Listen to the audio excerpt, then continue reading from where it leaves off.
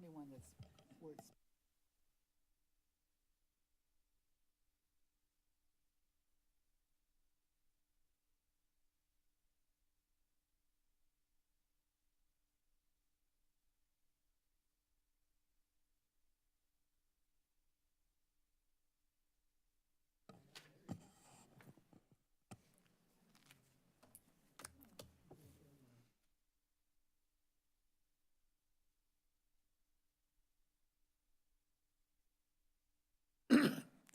At this time, a call to order the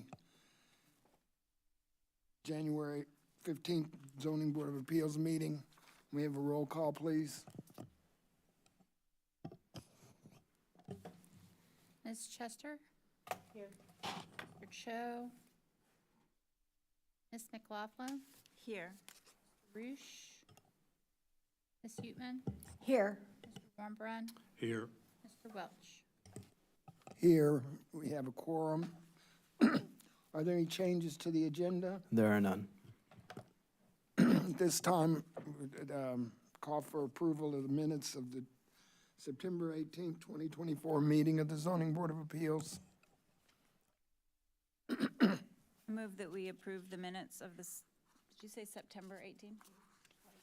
2024? Yeah. All those in favor indicate by saying aye. Aye. Any opposed? Minutes are approved. Are there any written communications? We received two written communications that we just passed out at the start of the meeting. They're both pertaining to the first public hearing for tonight, ZBA 2024-MAJ-03. One of those was from the applicant, and one of the stating that they couldn't make it here tonight, but they requested that the board approve their application. The second was from a nearby property owner requesting that the major variance be not granted. Are there any continued public hearings? There are none. At this time, then, I will swear in anyone who desires to speak to the board tonight. Do you swear or affirm that any testimony you give will be true and accurate to the best of your belief?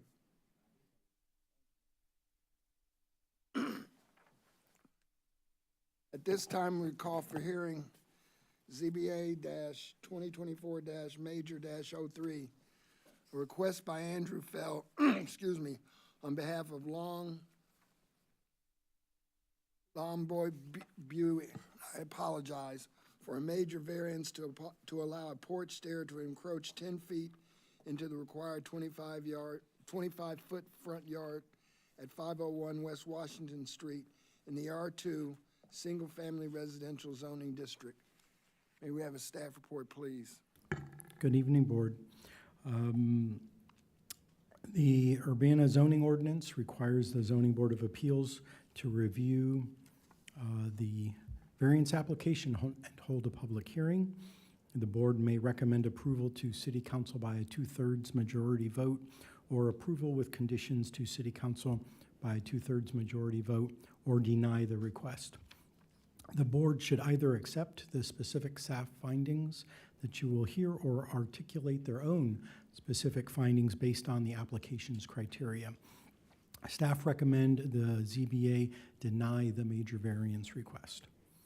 The house was built in 1912 and includes a detached garage.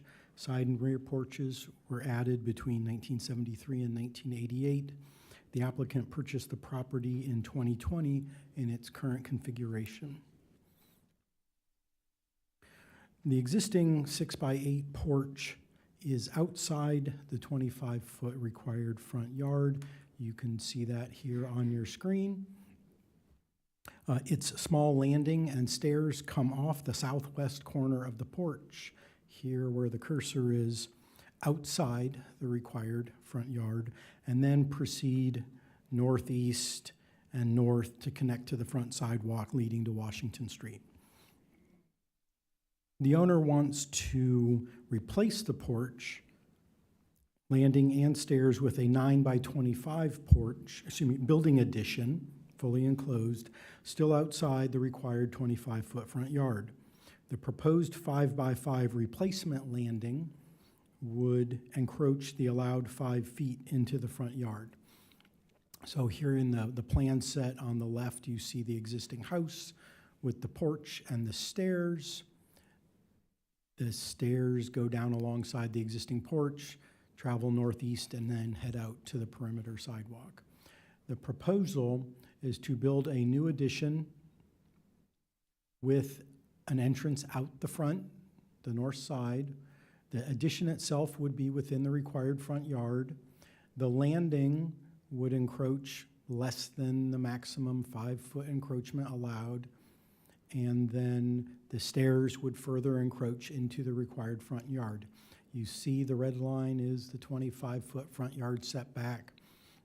This is the R2 district, so the minimum setback is calculated as the average of all of those houses on that block face, but no more than 25 feet.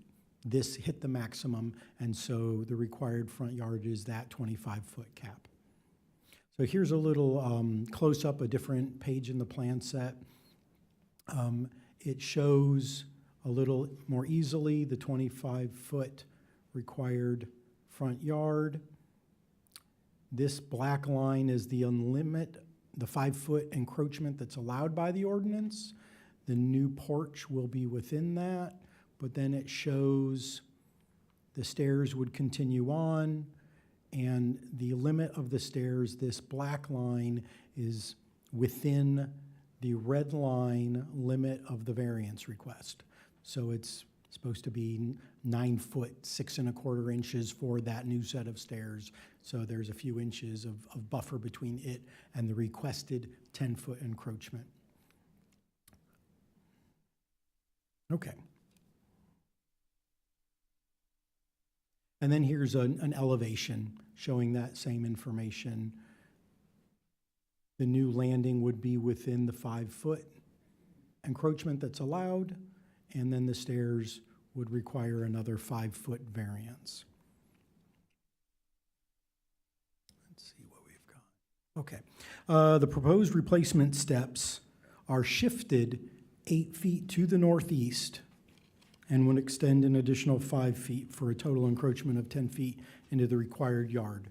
This 10 feet is more than 25% of the required front yard, so that's why it's a major variance, not a minor variance.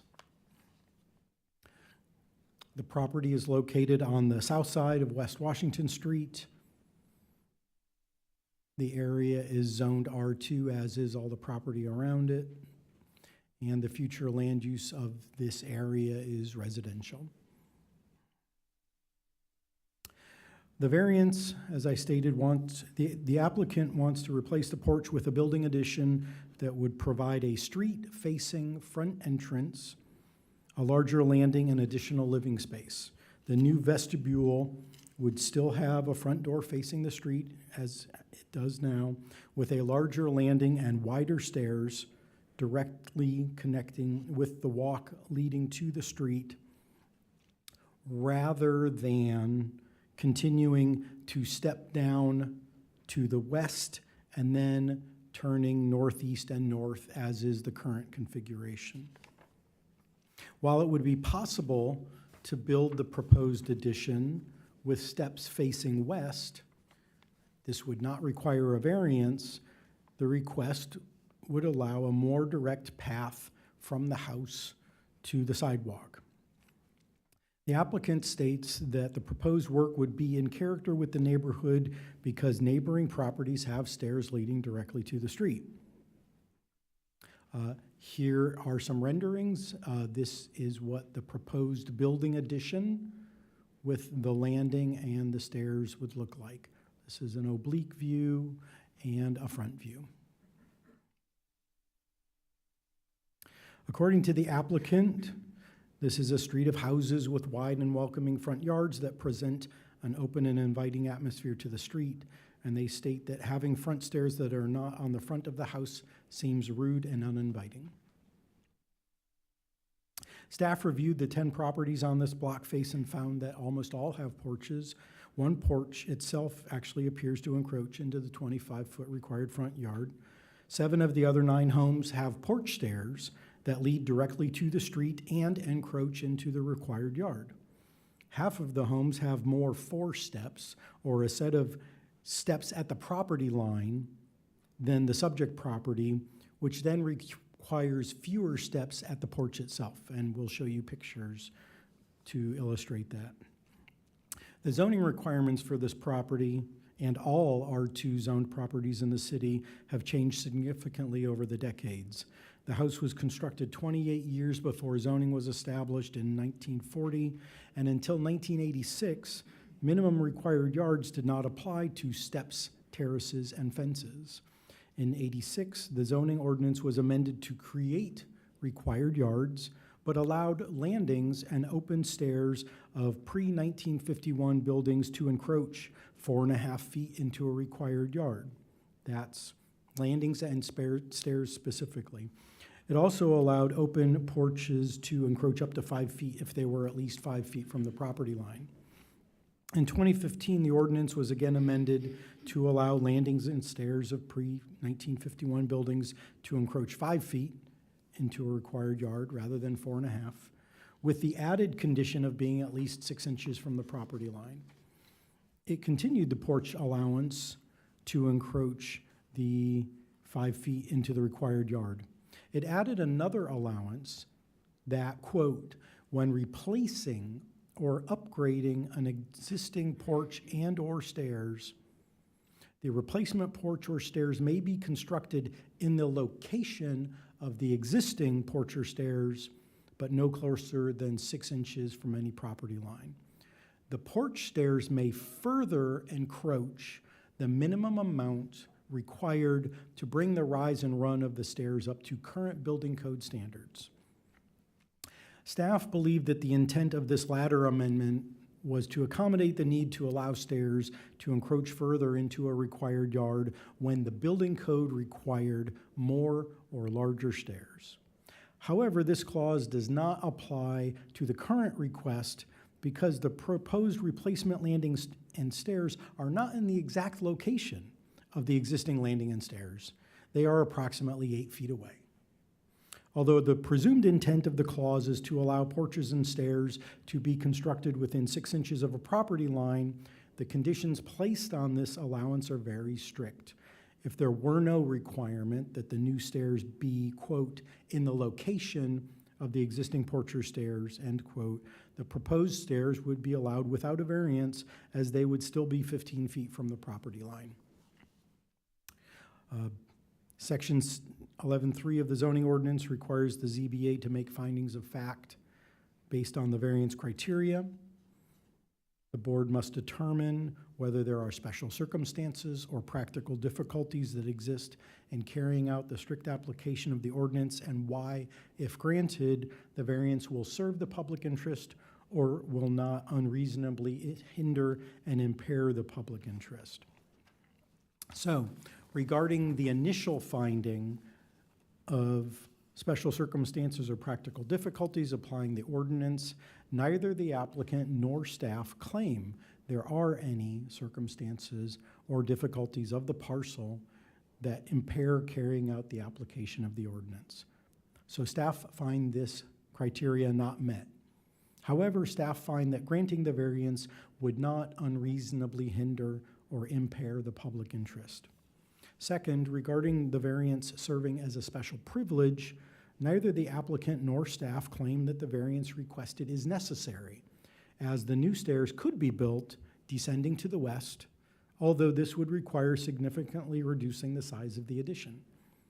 However, the applicant asserts that this would render the new stairs unseen from the street, which would be out of character with all but one of the homes on the block face. Staff agree with this assertion. Although allowing the proposed stairs to encroach into the required front yard would be in keeping with the character of the neighborhood, it would still be a special privilege because there are no special circumstances and other homes must comply with the front yard requirement. So staff find this criterion not met. Third, because the current configuration provides safe egress, and another configuration to provide additional living space, a wider landing and stairs is possible without a variance, staff consider the situation as being created by the petitioner. However, staff do agree that the requested variance would provide a configuration with more living space and a more direct path to the street. Again, staff find this criterion not met. Fourth, the proposed porch stairs would not alter the essential character of the neighborhood, as 7 of the other 9 properties on the block face have porch stairs that encroach into the required front yard. In this case, staff find this criterion met. Fifth, the proposed porch stairs would not create a nuisance at this time or in the future. The applicant states that it might actually reduce a potential lighting nuisance for the west neighbor. So staff find this criterion met. Finally, the requested variance represents the minimum deviation from the zoning ordinance's requirements to accommodate the request to provide a street-facing front entry, larger landing, and additional living space. The other alternative the applicant considered was having the front entrance on the west face of the addition, which would defeat the desire of having the front entry face the street. It would also reduce the amount of living space produced because the addition would have to be shortened to provide enough space for the new landing and possibly stairs heading west. So staff find this criterion met. Overall, staff found there are no special circumstances of the parcel in reference to carrying out the strict application of the zoning ordinance. Staff found 3 of the 6 criteria weigh against granting the ordinance and found 2 criteria weigh in favor of granting the ordinance. 2 criteria not met and 3 criteria met, in addition to that there are no special circumstances. I should read my report rather than trying to summarize it. So those are the findings. I skipped over the pictures, and that's the best part of the case. So these are the houses on that specific block face, starting at the east end of the 400 block. This is a double block. We have porch and stairs heading to the street. 403, the same. 405, the same. 407, not really a porch, more of a landing, and stairs heading to the street. 501 is the subject property. 503 has porch and stairs heading to the street. These are the 4 steps that I'm talking about. By adding 4 steps, or I just made that term up, at the perimeter sidewalk, that shortens the number of stairs that you need back at the porch, thereby reducing the potential encroachment of those porch stairs into the front yard. 501 has 1, 2, 3, 4 steps. We've got 3, 4 steps here. At 505, there's 1, 2, 3, 4. So, everybody's elevation is different, but there are ways to get around it. This is one of the ways. 507 has a really far back kind of entrance into the house back here, but with, and it's a single step that comes off the landing, which unfortunately you can't see because of the foliage. 509 has a very distinct porch and stairs, and then like 8 4 steps coming down to the street. And 511 is the interesting exception. It has stairs coming eastward off the porch so that those stairs don't encroach into the front yard, and then a few 4 steps. So that's the block face analysis.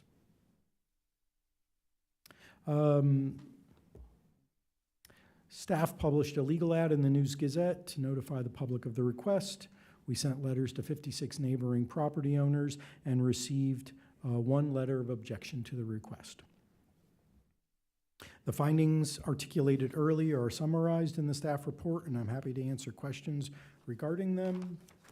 The ZBA has the following exceptions in this case, which is a major variance to allow a porch stair to encroach 10 feet into the required 25-foot front yard, to forward the case to City Council with a recommendation to approve the variance, to forward the case to City Council with a recommendation to approve the variance with certain terms and conditions, or deny the variance request. Staff found that the request was not due to special circumstances or practical difficulties in meeting the zoning ordinance. We also found that the request met only 3 of the 5 zoning criteria. That's a typo. So therefore, staff recommends that the Zoning Board of Appeals recommend denial of the proposed major variance in case ZBA 2024 Major 03. However, if you do choose to recommend approval, we recommend placing the condition on it that construction generally comply with the submitted construction plans. That's the end of my presentation, and I'm happy to answer questions. Also, Mr. Fell is here as the applicant to speak on behalf of the property owner. Thank you, Marcus. Are there any questions for staff?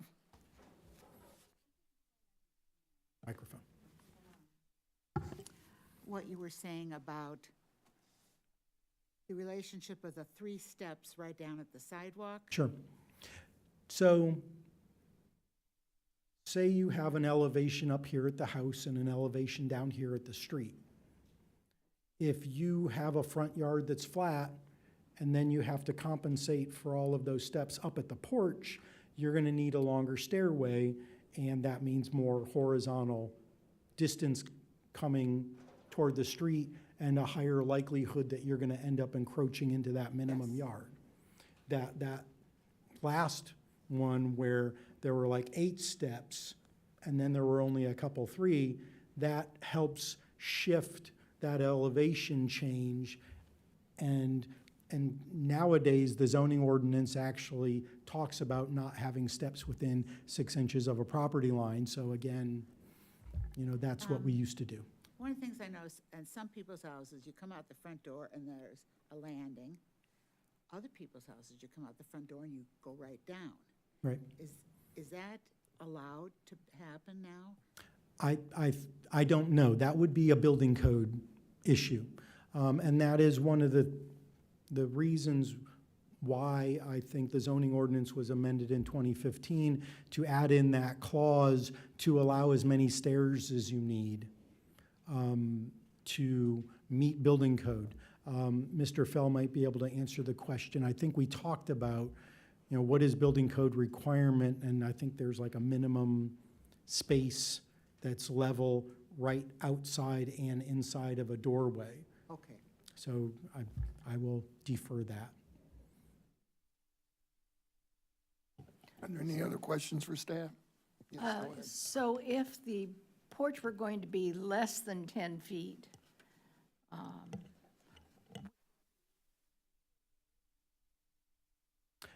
So the porch, I believe, is going to use, the porch could be narrower, shallower, and then the landing would be within the required yard, and then perhaps the stairs might fall within the 5-foot allowed encroachment.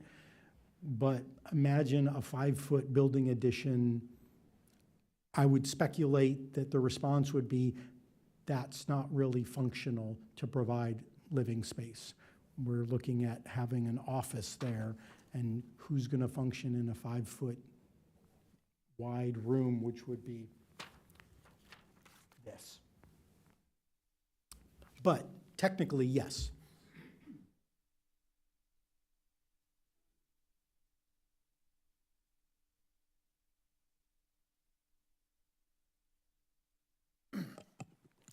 Any additional questions for staff? Thank you. Thank you.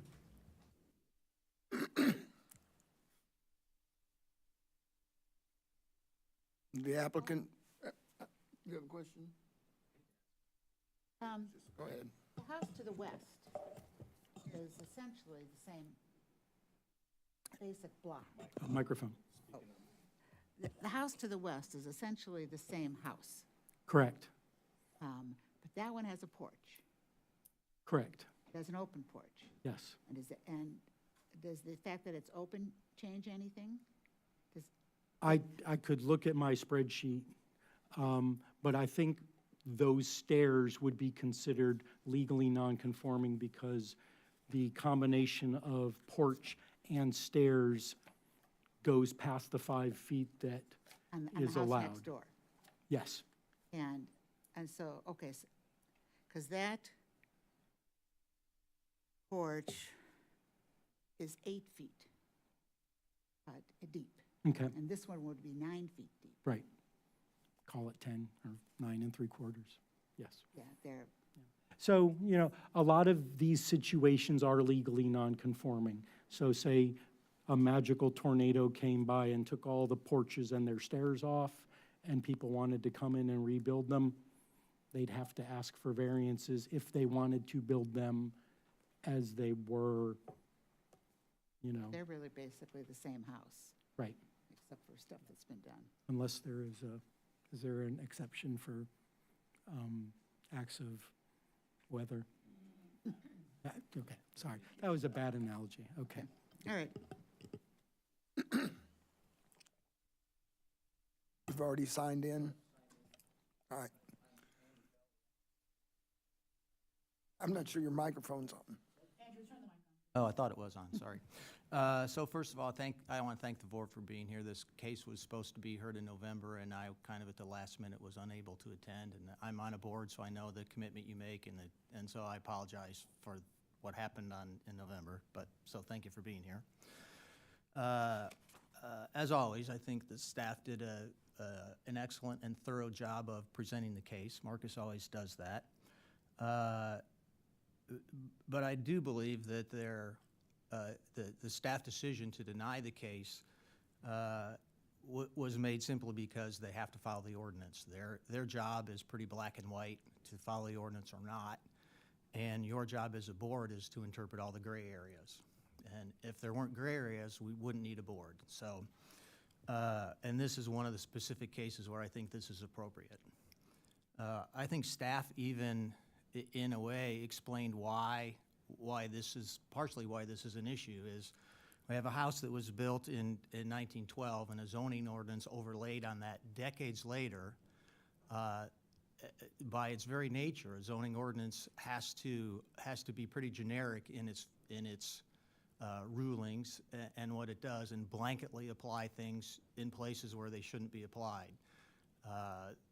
That's why we have non-conforming properties, is because they were zoned in that way. And staff has even admitted that one of these houses is pretty much exactly what we want to do and was zoned in as non-conforming. And in terms of, in my opinion, in the city of Urbana, this is the neighborhood where this blanket zoning falls apart the most, because we have houses that were built a very long time ago, some of them on larger lots, that have things like shared driveways, and they're already encroaching too far into setbacks. So as a designer, we never want to have to come to the board and ask for a special condition, but this is absolutely a case where the decision that were made in this design, I think, are appropriate for the house and the neighborhood. It's clear to me as an architect when the different facades of these houses were shown. The one we're working on is pretty abrupt and severe, and what we are trying to do is to bring that more in character with the neighborhood. The encroachment that we have is only the stairs. It's not the addition we're putting on the house. It's not the landing on the addition. It's only the stairs that come out. And it is true that we could meet the ordinance and fall within our allowed encroachment if we took those stairs and instead of facing them towards the street, we turn them to the west towards the neighbor, which is kind of what they do now. To me and to the property owner, that is not the right decision to make in several instances where our porch becomes unwelcoming. You can't really see the stairs from the street, and we want this to be an open, welcoming thing. And we also just got pretty rude to the neighbor because we have a shared driveway. So anyone who visits now is going to come up not in the middle of our yard, but in his yard. on the shared driveway. They're in his yard to get to the stairs to the house. And that's not, to me, an appropriate way to treat a neighbor, especially in this neighborhood. So I think that in particular, we have here an encroachment that is exactly the purpose of why this board is here. This is it's what the neighborhood should be and how this street should be speaking, the house speaking to the neighborhood. So, again, this is just the right way to solve the problem. So I guess I'll take questions. I can answer your step question if you want that answered. Yes. So, Oh, go ahead. in the building code, at a door, you can have a step at the threshold of the door, but you need a level landing for 3 feet on each side of that door. What we have here is, because we're coming to the board and asking for a variance, we have a condition where we're flat, right? Our landing is level with our floor inside because that's what we want to do. And our encroachment we can reduce our encroachment by 12 inches only if we step down at the door. That's not the best solution. If we're asking for an encroachment, we're gonna ask for the one we want. And that only, it increases our ask from 4 feet to 5 feet. So it's not, So it's very intrusive. So you're saying that by code, you're supposed to have 3 feet on either side of the door? Correct, yes. So when you walk up to a door, you're not getting right up to the building and having to step up to go in. You can. No, the building code says you have 2 options, right? You can have the porch and the house be level, Huh? or you can have, here's the doors here, or you can have a step there, right? But on each side, it has to be level for 3 feet, right? So we can Okay. have a step there. Our particular design does not do that, again, because we're asking for an encroachment, so it makes sense to ask for the encroachment we want instead of a smaller encroachment that we could use but we don't really want. So you could, in a house, walk out the door and not step on something level. You could just be stepping right down. Correct. Any further questions? Yeah, do any of the other homes have an enclosed porch?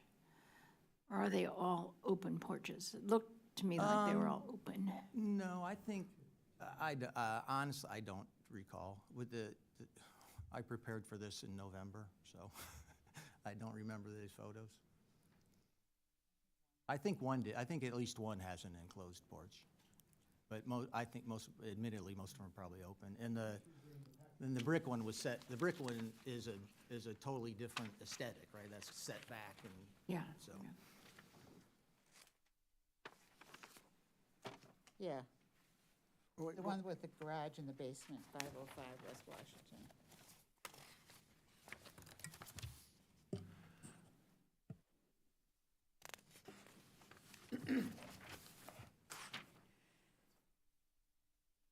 No, yeah, they're all of them are open, I think. Ones that have large porches there. We got a letter here tonight from a citizen who thinks that what you're going to do is going to create a limited visibility for them coming out of the driveway. Now, I didn't look at how they turn around, but I assume they come out of the driveway face first. Have you been to the back where the garage is? They don't have a garage, do Yeah, they? but I can't speak to that. I don't. Okay.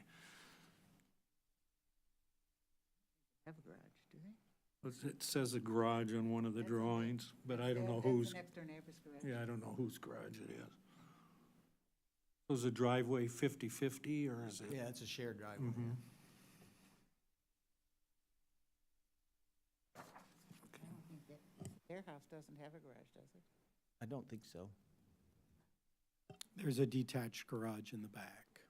That goes to the next house. I was trying to see with the addition, how much driveway is left, and it does look like there's more than a car's length left. Like, it doesn't appear to me that, Do you know the dimension from the addition to the street? I couldn't figure it out. Or to the sidewalk, really, is the Well, it's- question. it's- Yeah, I guess to the well, sidewalk. It's 15 feet to the property line, another foot to the sidewalk. From our encroachment, right, at the edge of Right. the steps, right, the steps are going down, you can see over the steps, but the edge of our encroachment to the sidewalk is 16 feet, so it's 21 to the other side of the sidewalk, and the parkway is 5 or 6 feet. It's a car and a half long. Parking space is 18 and a half feet long, and this is almost twice that, close to that. Okay, great. I think when I responded to Ms. Kalmar, I said, although the stairs would be closer than they were before, they would still be 15 feet from the property line and front sidewalk and still be 27 feet from the street total.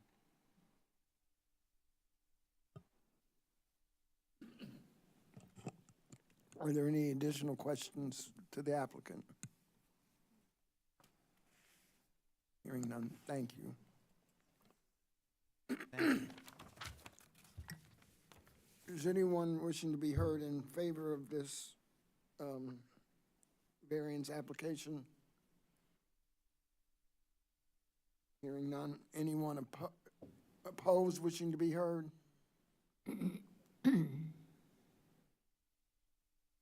Additional comment from staff based on anything said by the applicant? No, I did just want to clarify. I think when Marcus wrapped up, he said we would recommend denial, but if you are going to deny it, that would be a denial from you. You wouldn't recommend it to city council. If you want to deny it, you just deny it here.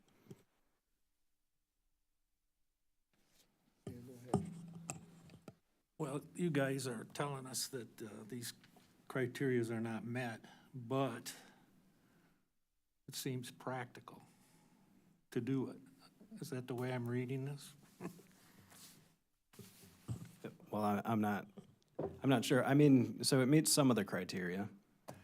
But it does not, I mean, it doesn't meet the initial criteria, which is whether there is some sort of practical difficulty, a special circumstance. We don't grant variances because it's something people want to do or even because it's the most beautiful thing to do. It needs to meet that minimum criteria first of all. So that's kind of where we stand. It does seem that, looking at the photo, that it would be a pleasing addition rather than having the plain face of the house facing Washington.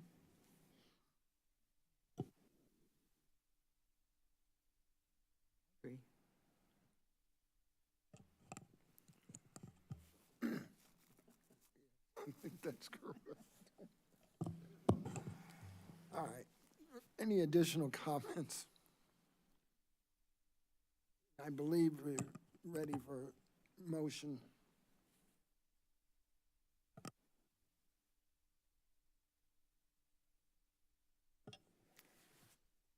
I move that the zoning board of appeals,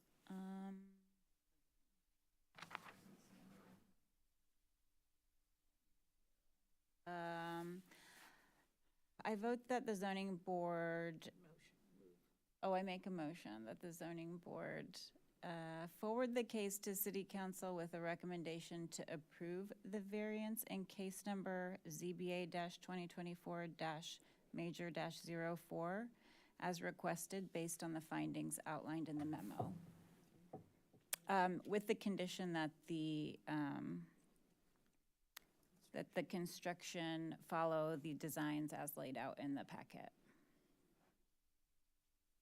It's been moved. Is there a second to that? Is there any additional discussion? Yes. I'd just say this is something that I think I'm probably going to vote for this just so the city council can decide what they want to do with it. All right. Then I believe we're ready for vote.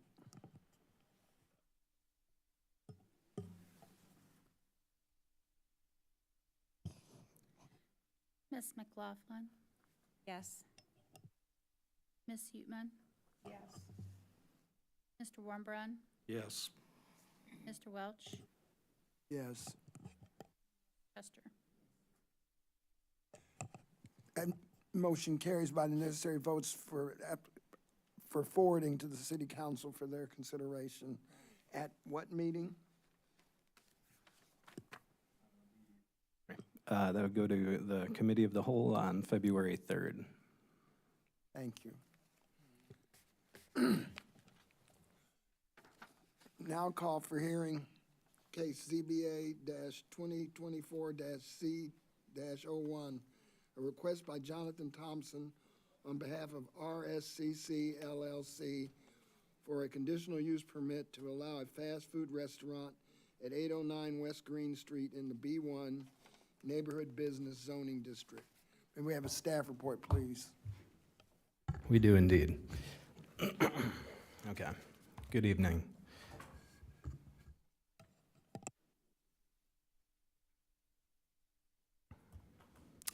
All right. So this is a request for a conditional use permit to allow a fast food restaurant at 809 West Green Street. The zoning ordinance defines in part a fast food restaurant as any establishment which includes a drive-in or drive-through service or offers curb service. Since the proposed restaurant includes a drive-through, it is considered a fast food restaurant, and fast food restaurants require a conditional use permit in the B1 district. Drive-throughs also require a special use permit in the B1 district. So the applicants applied for a special use permit. There will be a public hearing tomorrow night at the Plan Commission to consider that special use permit request.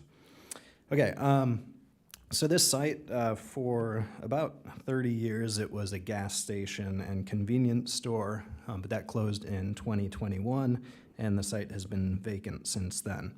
It's currently owned by Max Convenience Stores, which also owns the Circle K, which is directly north across Green Street from the site. It also owns all the other Circle Ks in the Champaign-Urbana area. The applicant plans to purchase this property if their requests for conditional and special use permits are approved. So this site is on the southeast corner of Green Street and Lincoln Avenue. It's directly east of the sizable parking lot at the University of Illinois, and it's kitty corner from Hendrick House. As I mentioned, it's across Green Street from the Circle K. To the south is a church, and then to the east is the residential neighborhood. As you can see, it's mostly medium, higher density apartment buildings, and then some other, some smaller buildings as well. So the proposed use is for a Dutch Brothers coffee shop, which would have a walk-up and a drive-through service. There will be no interior seating. Want to clarify, in the staff memo, I stated that the applicant had stated there will be exterior seating and restrooms in the building that would be available for customers. That's something I had discussed with the applicant. So the applicant works for a developer, Rockford Structures, and they are working with Dutch Brothers. The applicant has discussed our desire for outdoor seating and restrooms for customers with Dutch Brothers. They have not committed to that, so when I give my recommendation, I'm going to recommend that as an additional condition. Just giving you a little preview of that section of my presentation. So according to the application, Dutch Brothers is the fastest growing quick service restaurant in America. They sell coffee and coffee drinks, or I think they're actually espresso-based drinks, but you get the picture. Other soft drinks, and they have a small selection of snacks as well. Before I move on, I guess I should show the existing zoning. So this property and the gas station across the street are Zone B1, which is neighborhood business. The university zoning is all kind of legacy zoning from before they purchased it that we have yet to rezone. To the northwest is our new campus mixed-use district, which used to be the B3U University General business district. And then to the east, you see a lot of sort of medium to higher density residential zoning. And then further east along Green Street is the mixed office residential zone. Regarding future land use, this area is identified as campus mixed use, which I'll get to in a few minutes. To the east is mostly multifamily and then sort of a mix of residential. To the west, institutional, because that's where the university is. Okay, typically Dutch Brothers sites are auto-oriented in their design. When we had preliminary discussions with the applicant, we've been having discussions with them for several months. The initial site plans that they shared with us were more auto-oriented in design, so we really talked with them a lot and explained to them what we would want to see for the site, which is something that's more pedestrian-oriented, less of sort of just auto-oriented suburban-type design. Because this is this area is very heavily traveled by mostly students on foot. You see a lot of people riding bikes, people on scooters. There's MTD stops within a block on each side of the site. So it's really more pedestrian-friendly than it is auto-oriented. So the site plan that they provided with us that's before you tonight is really responsive to staff's desire to make it fit in, not just with the neighborhood, but also with the zoning district that it's in.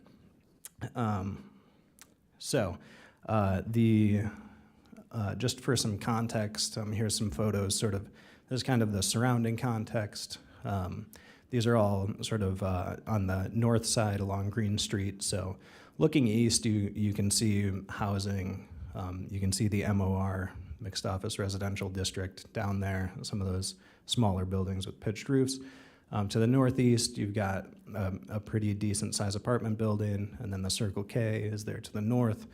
Again, northwest is Hendrick House. And then looking at sort of to the edges of the site, and I'll probably get into some of this in a little bit, but it's really essentially the entire edges of this site are just big driveways right now. You have some utility poles that you have to navigate around, so it's not entirely driveway, but it's almost entirely driveways. And then looking at the site itself, here's just some pictures, obviously taken within the last week or so, since there's snow on the ground. But yeah, you see it's an old gas station. It had a car wash there as well.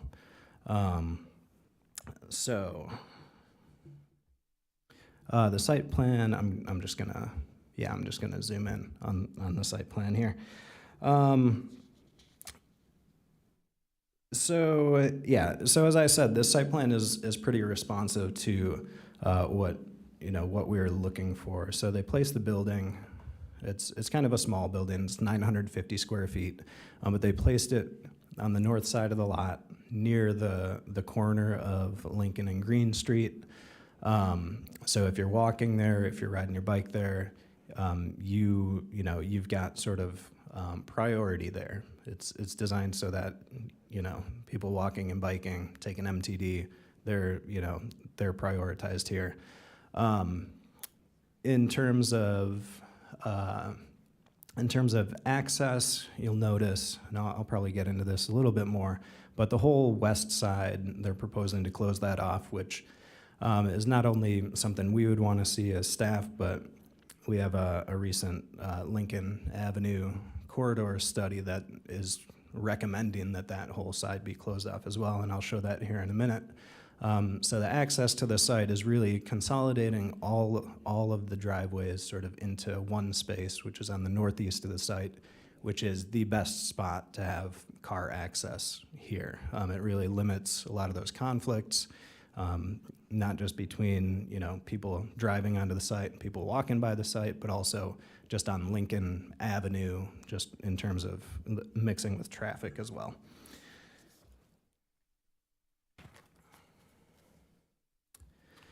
So the comprehensive plan, as I mentioned, it designates this area as campus mixed use. I'm going to highlight some of the elements from that description. So campus mixed use, it's to promote urban style development with a mix of uses, including commercial, office, and residential. It says it should have design that emphasizes a pedestrian scale, close to the street, wide sidewalks, and parking under and behind structures. The design and density of development should capitalize on existing and future transit routes in the area. The proposal doesn't hit all of these points to the maximum level, but it does align with this future land use description in several ways. So it does provide a commercial use that's in close proximity to residential uses. So that's what I'd call sort of a side-to-side or horizontal mix of uses versus all the uses being mixed in one building. And the building is relatively small with respect to the size of the lot, and it doesn't really provide a super dense type of development that is envisioned by the future land use description, but the placement of it on the site and really the overall site design are responsive to the desires to have pedestrian scale buildings, to have them close to the street as well. And while it's hard to put parking behind a 950 square foot building, they did put the parking sort of, off to the side, so it's not in a prominent location. It's definitely not between the building and the street, which is what we would not want to see with, in the campus mixed use future land use area. I'll talk a bit more about parking in a bit, but there are 6 more spaces than the 10 that we would require. In the campus mixed use future land use, we like to see less parking rather than more parking, but I think they have some good reasons for wanting some more, so I think that's a point that we can discuss with the applicant as well. And one point I made in the staff memo, and I think I make this point quite a bit, is that oftentimes the development regulations in our zoning districts don't really align with what the district says or with what our future land uses say. So while the future land use is envisioning something that's higher density and with mixed uses and in the same building and all that, especially when you factor in minimum parking requirements and other development regulations, it's really hard to actually build those types of buildings especially on a site this size, which is relatively small. So to envision, a larger mixed-use apartment building here might sound great in theory, but in practicality, based on our regulations, it would be pretty tough to do.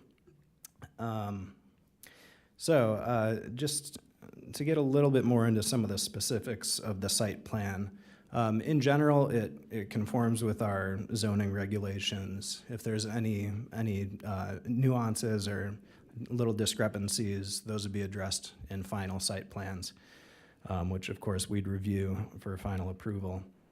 But some areas I'd like to talk about are the access a little bit more, the drive-through itself, parking, and open space and landscaping. So to begin with, access, I threw together this exhibit. So this kind of shows sort of the access. Obviously, you can see the streets, and it's got good access via streets. The pink areas are all sidewalks, so there are many sidewalks in the area. Sort of the pink and white stripy areas are crosswalks. The pink and red stripy areas are driveways. So as you can see, this site has a lot of sort of driveway along it, as does the gas station across the street. That's pretty typical of gas stations. The lighter green lines are bike lanes. Right now on Lincoln Avenue, we don't have any bike lanes, but I'll show you here in a second that we plan to have them in the future. The green, the MTD number 5 green line comes through here, as does the green hopper. The 24 link comes from Lincoln Avenue and goes along green there as well. So there's some MTD access. there's good walking access, there's good biking access. This site has really good access to the site. I guess since I mentioned it, I'll just go ahead and show this. So this is from our Lincoln Avenue study that we just completed. So this is looking all the way between Green Street on the north and then down to Florida Avenue on the south end. And essentially, so one of the big upshots, well, two of the big upshots are, the idea is to take the 4 travel lanes and reduce them down to 2 with a center turn lane I think for most or all of the corridor, but definitely in this area. The other big upshot is to have raised bike lanes, like the ones that we have just over here. You can see them on this picture. So the ones that were part of sort of the more intense parts of M-Core when we did that, so the stuff west of Lincoln Avenue. So we're envisioning something similar to that in terms of bike lanes along Lincoln Avenue.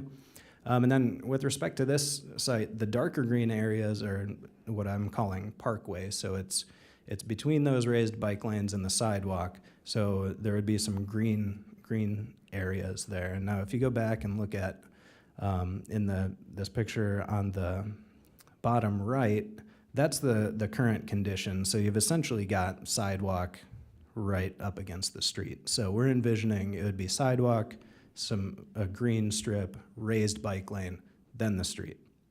So I'm saying all this just to go back and emphasize that the plans that they proposed are responsive to our future plans for the area because they're already cutting off access on the west. So, in a few years when we go to design and build those things, they're not going to raise a fuss over it, if this gets built because they've already accommodated our future plans. As I mentioned, the auto access being on the northeast corner of the site is really the best place for it. It's as far away from the stoplight as you can get, and it's off of Green Street, which sees less traffic than Lincoln Avenue does. And again, having the building right near the sidewalk, sort of connected with that paved area, having the walk-up window on the north side there, just makes it easier to access if you're walking or if you're riding your bike there. Yeah, sorry, and I didn't include in my presentation the elevations, but I believe the walk-up window's right here. So this dotted line, and then it shows these rectangles. I think those are sort of pillars for the overhang. Sorry, it's in the staff memo, and I realize that a little too late to include it. But yeah, there'll be a walk-up window here on the north side. Okay, yeah, the drive-through itself, so as you'll notice, it's a 2-lane drive-through, which it's typical for Dutch Brothers locations because they find that that's a more efficient way to do things. It's my understanding that you don't actually order at a window. They send people out to your car, you order at your car, and then you kind of merge. The 2 lanes merge to the pickup window, and then, so it's a more efficient way of ordering, they've found, than to sort of have the, typical drive-through that we conceive of. And, so a 2-lane drive-through, on the face of it might sound less desirable than a single-lane drive-through, but it would allow for more queuing on-site, which we feel would be beneficial in this location, especially with all the traffic of every kind, whether it's car traffic or walking or biking that goes by this site. We don't want a situation where the cars queue up out onto the street.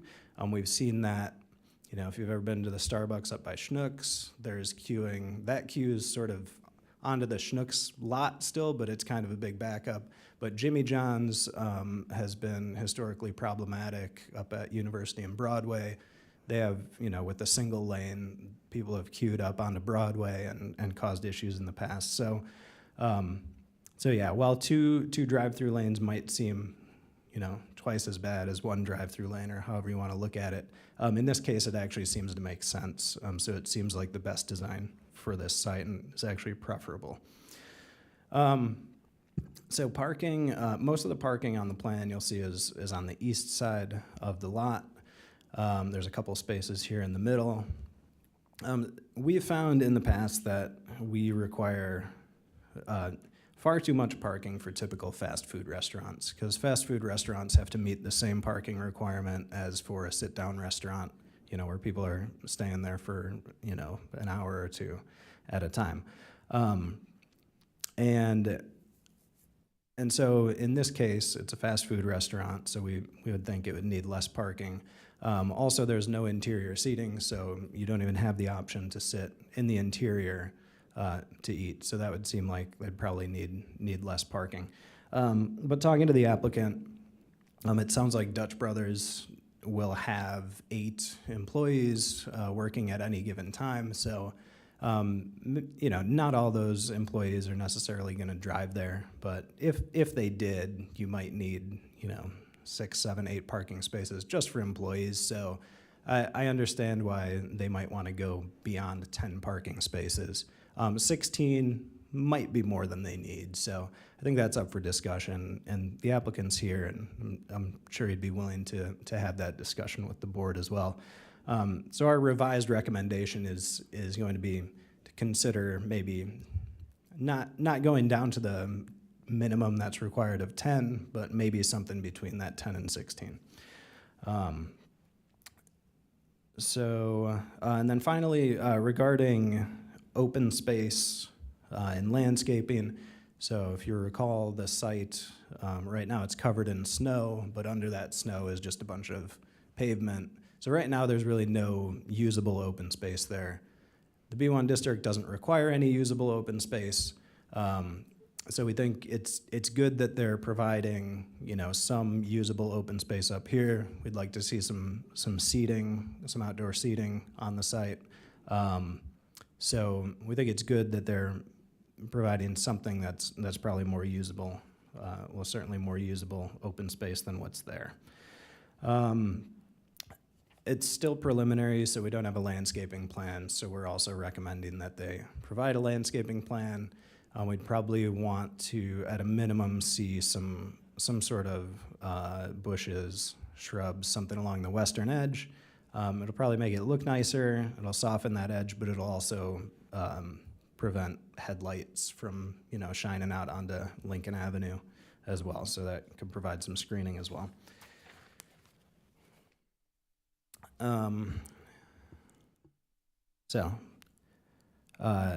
Onto the requirements for a conditional use permit. There are 3 of them, so I'll go through those kind of quickly. The first is that the proposed use is conducive to the public convenience at this location. So the site itself at the corner of Lincoln and Green is a convenient site to get to. And the site design, as I've kind of articulated, makes it convenient whether you're walking or taking MTD or driving or riding a bike there. The way they've designed it, the location itself is conducive to the public convenience. And also having the drive-through as it's set up with the 2 lanes and preventing queuing, hopefully preventing queuing from going out onto Green Street, and also closing off Lincoln Avenue. Well, maybe that doesn't add convenience, it certainly mitigates some inconvenience that might happen if it weren't set up like that. So we find that first criteria is met. Number 2 is that the proposed use will not be unreasonably injurious or detrimental to the district or injurious to the public welfare. First of all, it's the 2-lane drive-through, which should minimize the chances that cars back up in a detrimental way, like by blocking the sidewalk or going out onto the street. Second, it's eliminating that automobile access on Lincoln Avenue, which has more traffic and therefore more potential for public harm than having the access on Green Street. And then lastly, the auto access to the drive-through has been placed, again, it's been consolidated to that one drive-through from the northeast corner, which is really the least problematic place to put it. So we find that this criteria is met as well. And then the final criteria is that the proposed use conforms to the applicable regulations and standards of and preserves the essential character of the district in which it's located. So the B1 district is intended to provide commercial areas of limited size for the convenience of adjacent residential areas for needs occurring regularly or frequently. So as a coffee drinker, I can say that coffee is a daily need, it's a frequent need and regular need. So I think this meets that, the use meets that. And while a drive-through would serve customers who don't necessarily live adjacent to the site, it has been designed in a way that if you live nearby, you can walk to it and you actually have priority, which I think is a good thing. So that's giving convenient access to the people in the neighborhood first. And I note this in the memo, the site is located on a really prominent street corner. There are a lot of people passing by every day who do not live in the neighborhood. So to assume that this would be a spot that has a business that only serves the neighborhood is would be kind of silly. We want something there that's serving the neighborhood, but also it's okay if it serves people from outside the neighborhood. So we find that criteria is met as well. So the zoning board has a few options here, is to approve the conditional use as submitted, to approve the conditional use along with any conditions or requirements, or to deny the conditional use. I've got some recommendations that are slightly different, which are kind of bolded here and also the highlight here. The rest of it's all the same that was in the staff report. But number one is that the development generally conforms to the submitted site plans. I have added that outdoor seating areas shall be included in the final plans because we would really like to see those.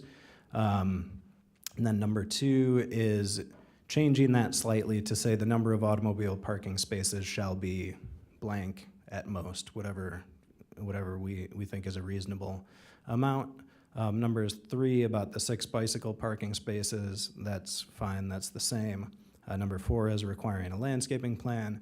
And then number 5, which might be redundant because I believe if we require outdoor seating, they would need to have restrooms available to customers, but just reinforcing that restrooms, shall be made available to customers. So that's my report. The applicant is here, and after I answer questions, can speak and answer questions as well. Thank you. Are there any questions for staff? I do have a question. I gather that you order from your car and then drive up and pick up your order at the window? I believe that's how it goes. We can ask the applicant that as well. But that's my understanding, and that's why they have sort of the 2 lanes, is that they send people out to your car, they take your order, and then they tell you when to get into the line to pick up your order. Question about the restroom condition. It's just not something that's been before us before, so I'm not very familiar with it. What you said, it's attached to outdoor seating, this general requirement. Could you just talk into that a little bit more? Well, I'm not a building code expert, but it's my understanding, and I think Andrew left as well. He's our resident architect. Yeah, I believe in talking to our building safety manager, I believe that if you're providing seating outdoors or indoors, you need to provide public restrooms, for those customers. So I believe that if we say you need to have outdoor seating, they would need to have restrooms, but I don't think it's harmful to add that condition. So if we add it as a condition, is it a requirement? I guess I'm unclear on how this moves forward. Yes. Okay. So if we want them to have, if we want them to have outdoor seating and we want them to have restaurants available to customers, and we add that as a condition, then they would have to do that. So if there wasn't outdoor seating, then restrooms would just on their own be required? I would suggest you do both of these. Okay, So, yeah, so if you said, we don't care about outdoor seating, then I don't see any reason that you would need to require restrooms there. okay, just curious, thank Yeah. you. Mhm. So we require them to have restrooms, we're changing the footprint of the building then, right?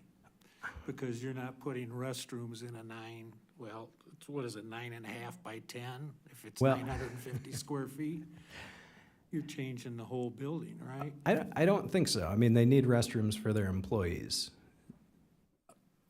They do. I Yes. know they need sinks, I'm not, They do need restrooms for their employees, so I don't know. And, I suppose if it required a slight increase in the footprint of the building, that, I think that would be generally conforming to the submitted site plans. I believe that the plans and elevations are somewhat standardized, because this is they have hundreds of locations already. So I think they probably have it figured out where this building of this size works pretty universally, but it's a good question. and then the other thing is the parking spaces, they're basically for their employees, not for the public. No, I mean, it sounds like at any given time, they could have up to 8 employees there. So some of the spaces would be for the public. I think if you have an eagle eye and you look on the site plan, there's signs here that say order ahead parking signs. So I guess these two, or maybe you'd have to move those down if you had to have another handicap spot there. Anyway, they would have a couple spots dedicated to people who are just coming in, picking up orders, and then heading out. So I'd say roughly half of the spaces might be for employees. Okay, so order ahead, all right. They've done that on their phones. I just don't see somebody driving up here, other than that, parking, getting out, walking over to the front instead of just going around in their car. So it seems to me, the public never enters the building. Right. Okay. And are these supposed to be bathrooms? No, I think those are trash bins, aren't they? The two dark Yeah. dots down there? Yeah. Those are trash. So where do you envision the outdoor seating? I imagine that you've got this space up here, so I imagine somewhere up in this area you could have some outdoor seating. It might not be terribly pleasant since you'll be near the corner, but it might be all right.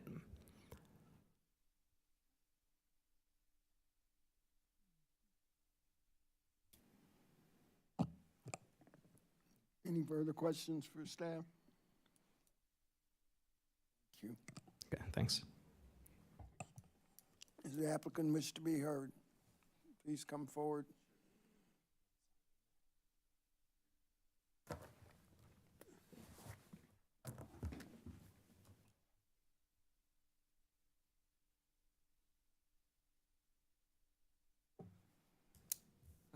Hi, my name is Jonathan Thompson, represent the developer RSCC. They are a development company out of McChesney Park, which is is close to the Wisconsin border, but in Illinois. It's a family-operated development and construction company. They've been in business for about 60 years. I'm actually local. I started working for the company about 2 months ago as the in-house counsel. Little side note, my dad actually operated a business in Urbana for, I think, 50 years, Skip Thompson Rentals, appliance shop. So I kind of spent my summers in Urbana working in his appliance shop and getting to know the area, roaming the street, going to baseball games and stuff at U of I. So I think it's pretty cool to sit in front of you guys and come back to this place. So Urbana is a place that I'm very familiar with. I think working with Kevin has been fantastic. I'm pretty new on this. We had another guy in our office that was working closely with Kevin, and he's been fantastic, and I just want to commend you on the staff that you have, because it's been very helpful even in the last week that I've kind of jumped on this. I agree with a lot with what, Kevin said. He stated our case pretty well. Some of the conditions I agree with that he set out, and in the parking condition is probably the one, and he's changed his stance on it a little bit. But yeah, if we have 8 employees and only 10 spots, I mean, and I know that there will be students who probably will work there, but they might have cars, you might have some employees that are not students that will, need to park there, and there's only 10 spots available, and then you have 2 that are handicapped, then you're not really gonna have spots for customers. So I think, we'd like to see 16 spots there. I also think that, it's a popular coffee shop. I think the way that the drive-through is set up with the double lanes is going to prevent a lot of the congestion, but it could help to have a little bit of backup parking there to prevent any chance of any kind of overflow of parking. I also think that, I guess I don't see the negative of having the additional parking. I don't think it's really a blight. I don't think it would look bad. It's all gonna be located, on the east side of the development. It's gonna be shielded by either a screen fence, or we're gonna have landscaping there. So I think sort of balancing it all out with the parking, we'd like to have those 16 spots. You can't really add them later on, but we can plan for the future if we have those spots. I think, I represent the developer, so Dutch has the ultimate call when it comes to outdoor seating and a bathroom. I think they'd like to have the option, whether they need to have a bathroom for customers or have the outdoor seating. Other than that, I think I agree with the conditions that have been set forth. So Thank you. Questions for the, so if they were required to have a public restroom, would they not build? I can't answer that for them. I mean, I can't give you, I would hate to give my opinion on that. I don't sense that they would absolutely not build with that condition in place, but I think they'd like to have the option. I think the intention is to have the outdoor seating, but it just needs to be looked into a little bit further. And so, I wouldn't want to hold them to that as a condition.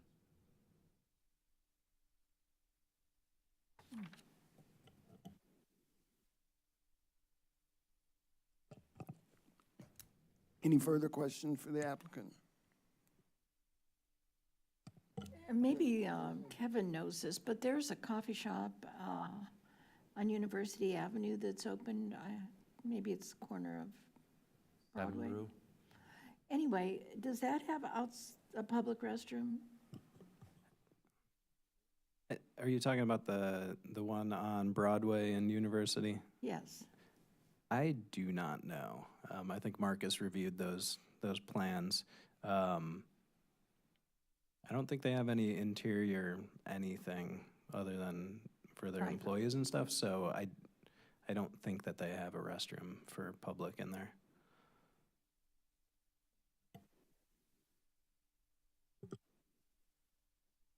Private. Concrete all over it. I don't think they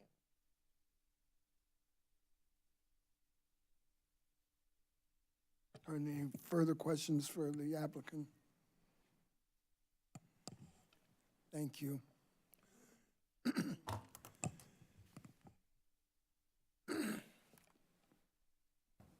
No one else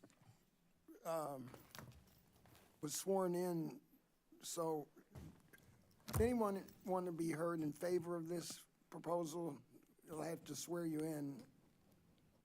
or anyone want to be heard in opposition? All right, hearing none then. Any further discussion? Go ahead. Okay, Kevin. Used. If we come up with a proposal that they don't like, they could refile again. Yeah. Yeah, that's true. Without knowing exactly what their intentions are, I think it's kind of difficult here to,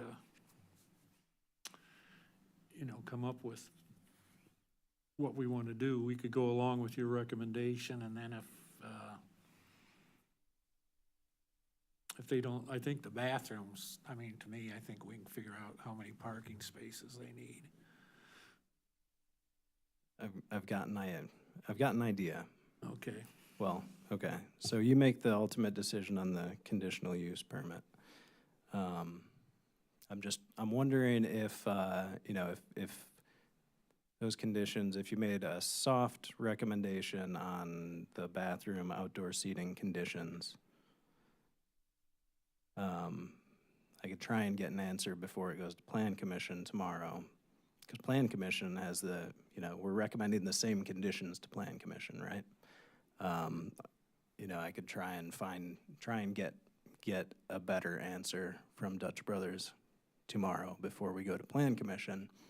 And, if you had a soft recommendation, I could say, zoning board, approved the conditional use permit with this recommendation, with the intent of us getting a more firm answer before.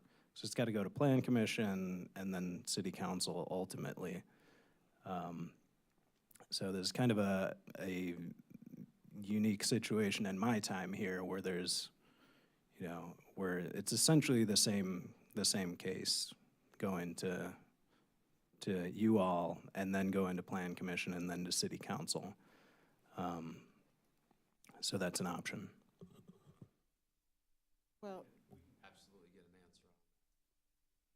answer. Okay, just for the record, the applicant said that they could get an answer on that. so do we have to say anything about bathrooms and outdoor seating? I don't think you would have to. Are we just, are you just asking us to approve a conditional use permit to have a drive-up coffee place?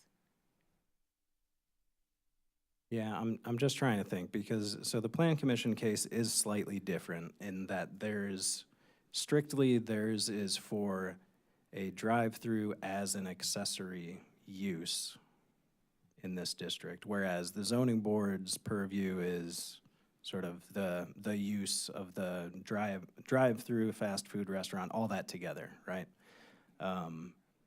So the Plan Commission's purview might technically be narrower, so I don't know, if their special use to allow an accessory use drive-through, if they could have a condition in there that says, and you should have bathrooms. Place to have bathrooms? I think that's probably the cleanest way to do it.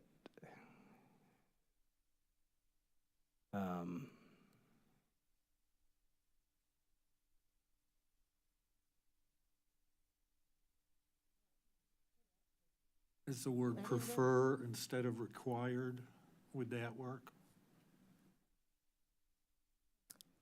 Yeah, like I said, you could be kind of soft in your recommendation. So, you could say the condition is that you recommend they have an outdoor seating area and restrooms available to the public. And at least that sets the intent. And those two go hand in hand. If they don't do outdoor seating, they don't need a bathroom. I don't see any reason to require a bathroom if there's not going to be any outdoor seating. because otherwise it's just people driving through or walking through or biking through and being off on their merry way, so. Do they have, excuse me, do they have any that have bathrooms inside? I believe they do. Yeah, I mean, they have hundreds of locations, so.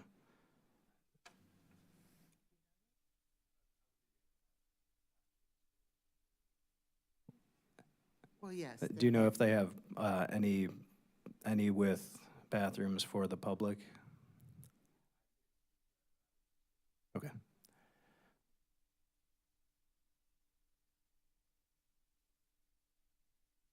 Any further discussion? Ready to have this call for motion? Can you put your slide back up there? Yeah. Well, what do we think about parking spots?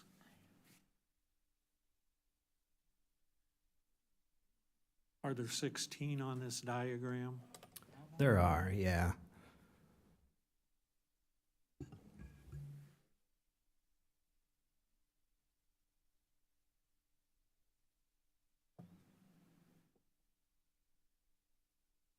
Oh, sorry. I was just, thought we were all looking at the diagram again. You know, I was thinking in terms of parking, you know, you not only have the employees, you have the managers, you have the food inspectors who come along and code enforcement, et cetera, who need a place to park. Health inspectors, Pardon? health inspectors. Yes. Health inspectors, whatever.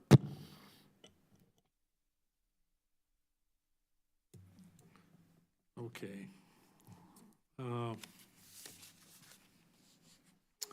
I move that we approve ZBA case 2025-C-01 with the following conditions. That the development shall conform to the submitted site plans. The number of automobile spaces shall be 16 at the most. At least 6 bicycle parking spaces shall be provided. Number 4, a landscaping plan is required prior to construction. At the minimum, the plan shall include some combination of bushes and shrubbery on the west side of the lot between the right-of-way and the drive-through lanes. And that we strongly recommend that there be outdoor seating and restroom made available to customers in the final plans. There's a second to that motion. Second. Any further discussion? Ready for vote?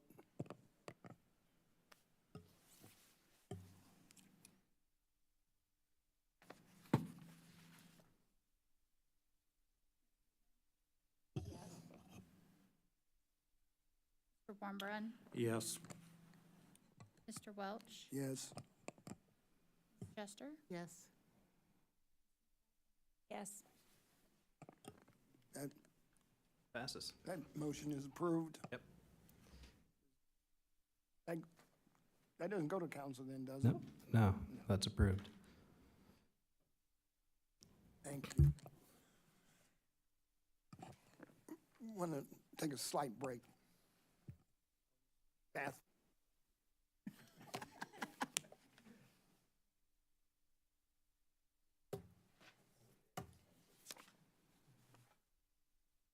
So I had made this little drawing of those two houses next door to each other.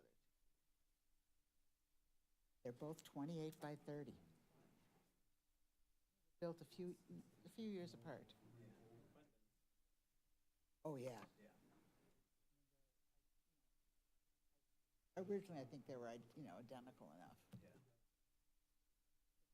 People on the west, they put on that porch with the hot tub. They used to have a swimming pool. That's their, that 3-car, that big garage is the house. No, there's no garage. There was a shack. Okay. Like a shed. It was, like an original garage. Barely fit a car. I don't think they ever put, I don't know.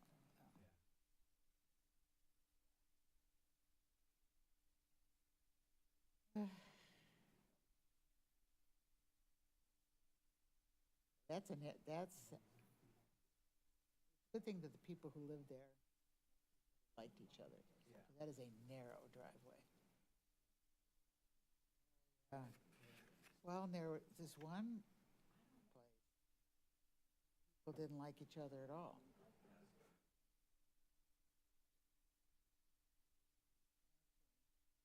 Over on Michigan.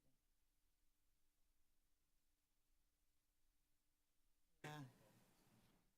Had pretty strange fights.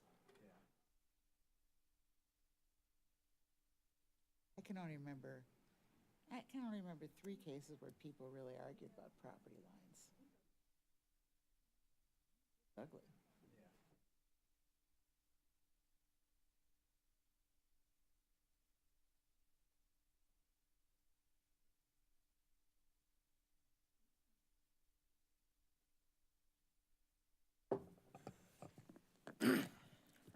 Is there any old business, Kevin?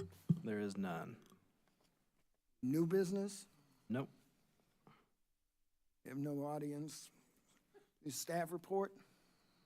Just wanted to mention that the case that you all recommended for approval last time, the farmhouse variance, was approved by the city council. I believe it was on October 14th, which was what was stated in the minutes, so that one passed. That's it. Yeah, I think this is where I get to chime in every meeting here for the last 5, maybe. Do we know anything about this court case involving the, Oh, is there one? is there one? The storage units out on High Cross Road? I believe that one is done. I believe that was in our favor, but the last, yeah, because it was a few months ago that there was a I think it had gone back to court, and then there was some 15-day period in which the petitioner could resubmit, but by that point the conditional use permit was basically done anyway, so I think they just left it alone. Because conditional use permits expire after a year if no work is done, so that's not Well- getting built, it's done. The year wasn't up till December, but Yeah, I don't know. There's no Is it- longer a permit to build at? Correct, yeah, that permit's expired. so that's gone to B1. Yeah. Okay, now, why in the world were we not notified of this or anything? Well, I mean, I technically haven't been notified of the final decision. I just knew about sort of a preliminary Was when it there- was still working its way Was through. the judge did this, or was there an agreement that somehow took the case away? I don't have all the details, but, well, I'm pretty sure that the judge ruled in our favor. So it was up to the applicant to, to appeal, or whatever the legal terminology is. Well, see, that's where it confuses me, because the Barrington Commons people brought the case, correct? Correct. Did they win or lose? They did not win. We prevailed. The city The prevailed. city prevailed, and Yes. then the applicant decided not to build there Yeah, sorry, after we yeah. won the case. Right. Yeah, and I think that had been his intent for months. He built that other one. Well, right, the other one's built, but, Yeah. I think he did build behind Renner Wyckoff Funeral Home. oh yeah, it's done. Well, and now there's that thing up there on University, that massive thing.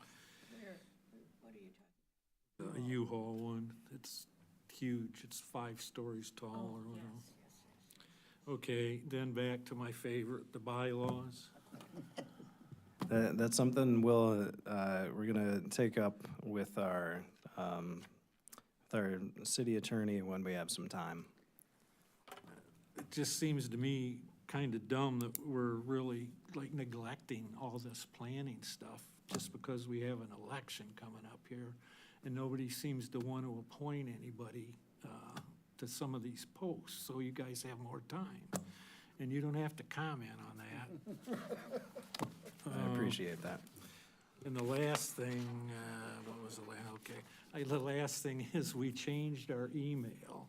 So our secret Urbana email is changed, and I did not make a copy of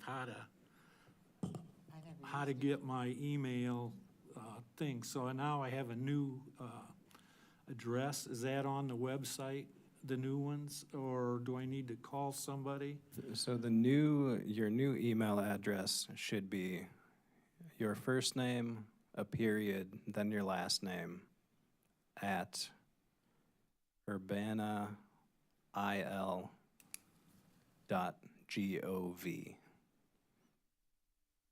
Urbana, IL. And what are we supposed to find on there? .gov. Well, that's your new city email address, so that's where all official correspondence goes.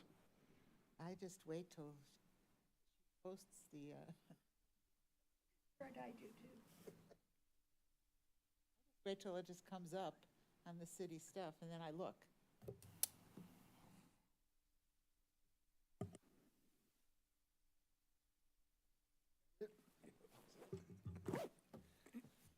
Anything further? And we are adjourned. All right, thanks.